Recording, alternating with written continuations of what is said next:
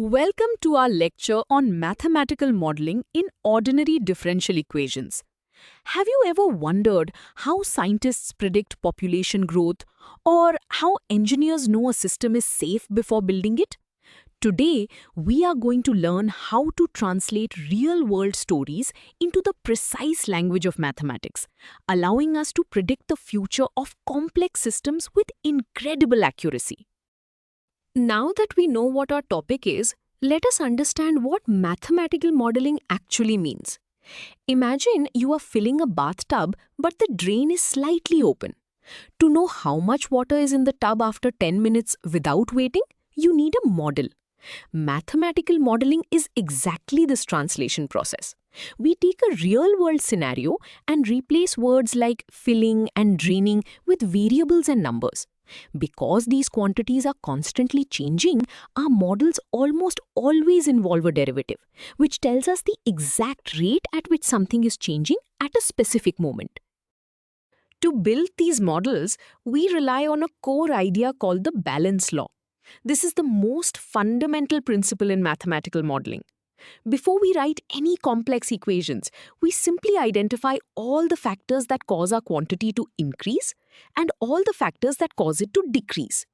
The balance law states that the total rate at which a quantity changes is exactly equal to the rate at which it enters the system minus the rate at which it leaves. Once we balance these competing factors, we have a perfect mathematical mirror of our real-world system. This balance law gives us our fundamental equation. Conceptually, it is just in minus out. Let us define our terms. The derivative, dq by dt, represents the exact rate of change of our quantity q with respect to time t. R1 represents everything adding to the system, the input rate. R2 represents everything taking away from the system, the output rate. If R1 is larger, the derivative is positive and the quantity grows. If R2 is larger, the derivative is negative and the quantity shrinks over time.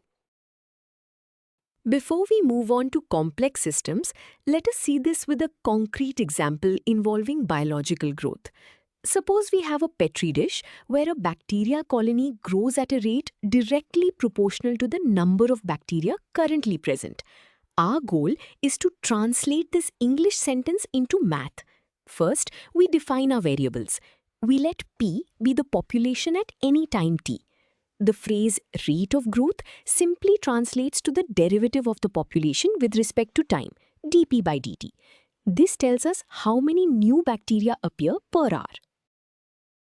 Continuing with our translation, the problem states that this growth rate is proportional to the current population P. In mathematics, saying two things are proportional means one is just a constant multiple of the other. So we introduce a constant number k called the proportionality constant. This gives us our final mathematical model. dp by dt equals k times p. Because there is no death rate mentioned, we only have a positive term. Physically, this means as the population gets larger, the growth rate also gets larger, leading to explosive exponential growth.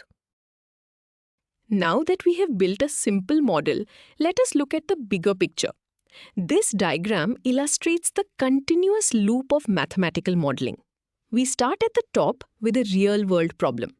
We formulate it into a mathematical model, like our bacteria equation. Then, we use mathematical tools to find a mathematical solution. Crucially, we must then interpret that solution back into plain English to get a physical interpretation. Finally, we validate it against the real world. If our prediction is wrong, we go back to the start and adjust our model. This cycle ensures our math matches reality. With the modeling cycle in mind, let us tackle a slightly harder, highly practical problem known as a mixing model.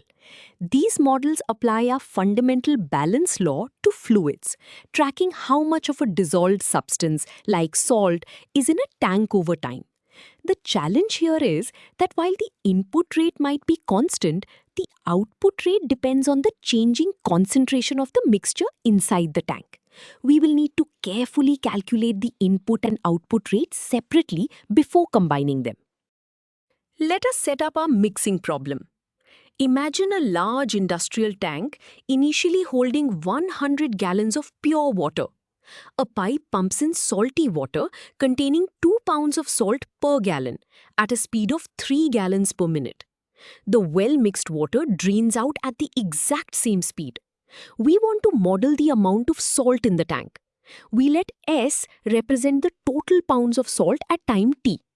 To use our balance law, we need to find the input rate R1 and the output rate R2. First, let us find the input rate of the salt, R1. We do this by multiplying the concentration of salt entering the tank by the flow rate of the liquid. The incoming concentration is 2 pounds per gallon and the flow rate is 3 gallons per minute. Multiplying these gives us an input rate of exactly 6 pounds of salt entering the tank every single minute. This is a constant number because the pump speed and incoming salt concentration never change. Now that the input is handled, we must figure out the output rate. The liquid leaves at 3 gallons per minute. But how much salt is in each gallon? Because the input and output speeds are identical, the total volume of water is always 100 gallons. The total salt at any moment is S. Therefore, the concentration of salt leaving, which we call C2, is simply the total salt S divided by the total volume of 100. This fraction represents the pounds of salt per gallon in the outgoing water. To find the total rate of salt leaving, R2, we mirror exactly what we did for the input rate.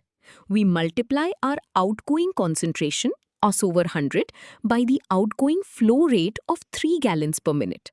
This gives us an output rate of 3S over 100.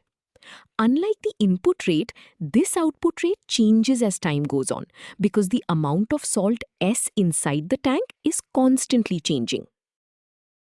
Now, we have both the input rate and the output rate. We plug these into our fundamental balance law to get the final differential equation.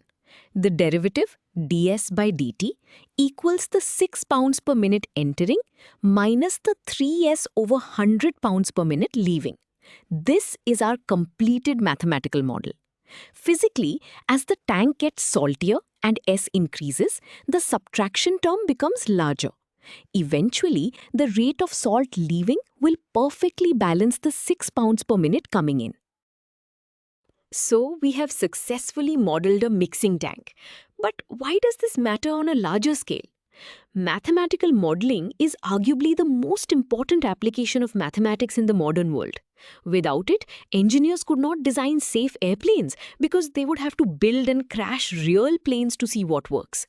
Epidemiologists use these exact types of differential equations to predict virus spread, and financial analysts use them to forecast markets. By translating physical reality into differential equations, we gain the superpower to simulate the future and test scenarios safely. Let us review the key takeaways from today's lecture. First, mathematical modeling is the art of translating a real-world scenario into a mathematical equation. Second, for systems that change over time, this translation results in a differential equation. Third, these equations are built on the simple balance law. The total rate of change equals the inputs minus the outputs. You have now seen how to apply this to both population growth and fluid mixing. Mastering this translation process is your first and most crucial step in using mathematics to solve everyday problems.